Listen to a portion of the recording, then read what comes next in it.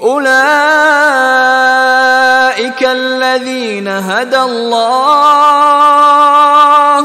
فبهداه مقتده قل لا أسألكم عليه أجرا إن هو إلا ذكرى للعالمين اولئک الذین ھدی اللہ فبہداہ مقتدہ، یہ وہ لوگ ہیں جن کو اللہ نے ہدایت دی تھی۔ یہ 17 نام جو اوپر ہم نے پڑھے ہیں، فرمایا کہ اللہ فرما رہا ہے ہم نے انہیں ہدایت دی تھی، فبہداہ مقتدہ، تو آپ بھی ان کی ہدایت کی پیروی کیجئے۔ یہ بہت اہم نقطہ ہے جو یہاں پر نوٹ کر لینے کا ہے کہ جو بھی سابقہ انبیاء کے معاملات کہیں آئیں اور ان کی نفی نہ آئے، وہ چیز گویا کہ ہم مسلمانوں کے لیے بھی وہ چیز جو ہے وہ اس قابل ہے کہ ہم اس کی اتباع کریں، اس کی پیروی کریں، اس کو مانیں۔ چنانچہ اسی اعتبار سے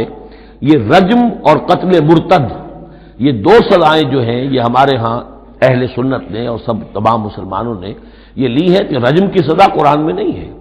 یہ سابق شریعت کی سزا ہے جس کو حضور نے برقرار رکھا ہے۔ قتل مرتد کا ذکر بھی قرآن مجید میں نہیں ہے،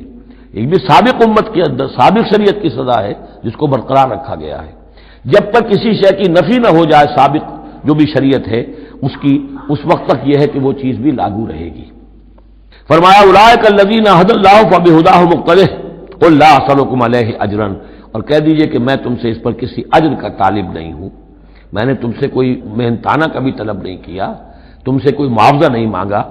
ان هو الا ذکری للعالمین، یہ نہیں ہے مگر تمام جہان والوں کے لیے یاد دہانی ہے، نصیحت ہے۔ جو چاہے اس سے کسب فیض کرے، جو چاہے اس سے نور حاصل کرے، جو چاہے اس سے صحیح صراط مستقیم تک کی رہنمائی اخذ کر لے،